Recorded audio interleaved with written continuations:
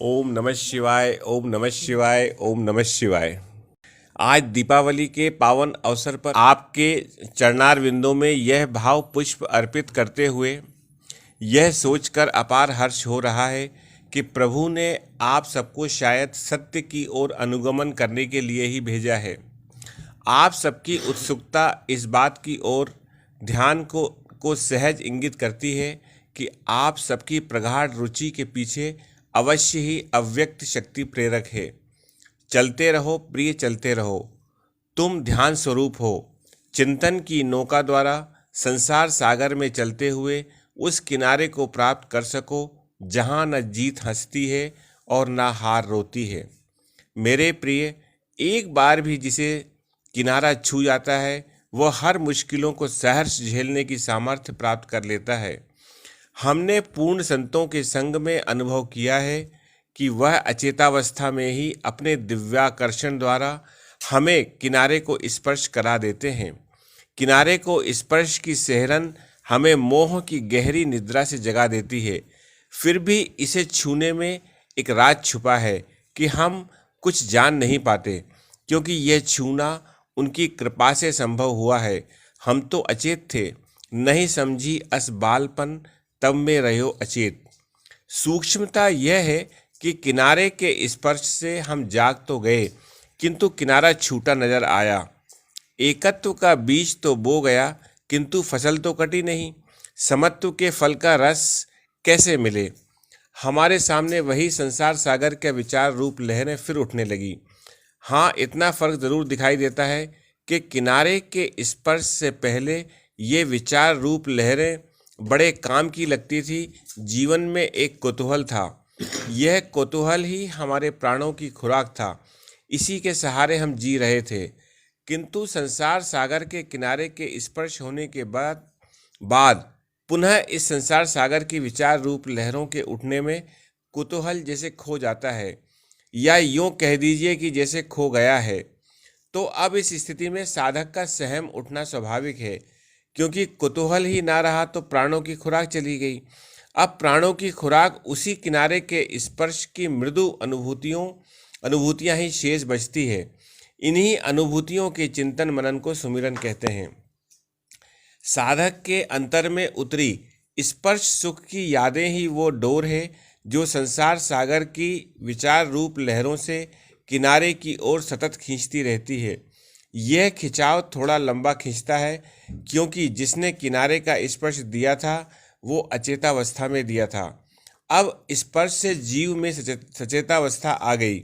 इससे वह इस खिंचाव वाले समय से संसार सागर से पार होने की शिक्षा लहरों द्वारा ही देता है। किनारे तो साक्षी भाव है, अनुभूतियां तो लहरों में ही है, क्योंकि विचार या लहर मिटने के बाद ज्ञान कहाँ?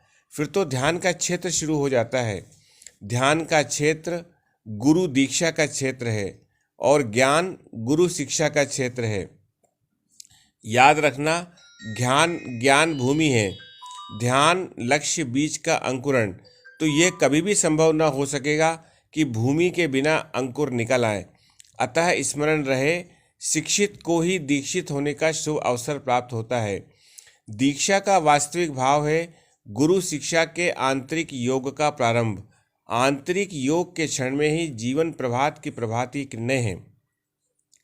हाँ प्रिय, अचेतावस्था में यदि तुमको किसी अज्ञात किनारे का स्पर्श हुआ होगा तो तुमने अनुभव किया होगा कि जैसे समय रुक जाता है, संसार जैसे खो जाता है, चिंताओं की काली घटाएं जैसे चित्ताकाश से छट जाती है, जीवन में जैसे अनजाने नएपन की शुरुआत हो रही हो, ज्ञान का पूर्व अर्जित भार जैसे उतर गया हो, परायेपन का जैसे दीपक बुझ गया हो, सभी अनजाने पहचाने लगने लगते हैं।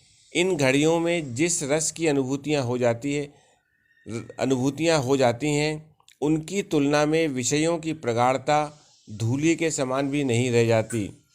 हम जानते तो हैं, फिर भी आप सबसे जानने की अभिलाषा करते हैं कि क्या आप सबको ऐसी अनुभूतियां हुई हैं। हाँ, समय सीमा नहीं है, भले ही ये अवस्था आपको कुछ क्षणों के लिए ही मिली हो। यदि उपरोक्त अनुभूतियां हुई हों तो उनका सुमिरन मनन करो, उपरोक्त अनुभूतियां ही प्रेम वाटिका का बीज हैं। सिंचाई करो, यदि नहीं हुई है तो नाम से प्रार्थना करो, तुम्हें भी प्रभु कृपा से अनुभूतियां होंगी। मेरे प्रिय, उपरोक्त अनुभूतियों को जिसे झलक भी मिली होगी, उसके भाग्य की तुलना में ब्रह्मा का भी अस्तित्व छोटा है। प्रिय, ना जाने क्या लिखा जा रहा है, आप सब जानो, क्योंकि तुम्हारे लिए है। पुस्तकें तो पढ़ने वालों के मतलब की वस्तु है, ना कि प्रेस मशीन के लिए। हाँ, इतना अवश्य है कि पुस्तकों की गुणवत्ता के कारण से प्रेस मशीन का महत्व अवश्य है। जीवन झरनों के मधुर जल पीने की चेष्टा करना।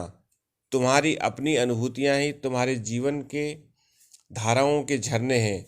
खुद पर विश्वास करना जिसने सीख लिया है, उसे कुछ भी सीखना शेष नहीं। संसार के महानाटक को किनारे खड़े होकर जिसने देखने की कला सीख ली, उसे कुछ भी देखना शेष नहीं।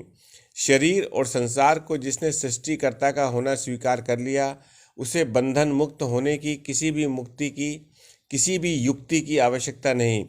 वह तो सदैव मुक्तानंद से ओतप्रोत विहार कर रहा होगा, लीला दर्शन कर रहा होगा। उसकी हर छटा में परम ब्रह्म परमेश्वर की ही छटा चटकती होगी। वही जाने जिसे प्रभु दृष्टि दे और मन रूपी दर्पण स्वच्छ करे। एक राही। ओम नमः शिवाय, ओम नमः शिवाय, ओम नमः शिवाय।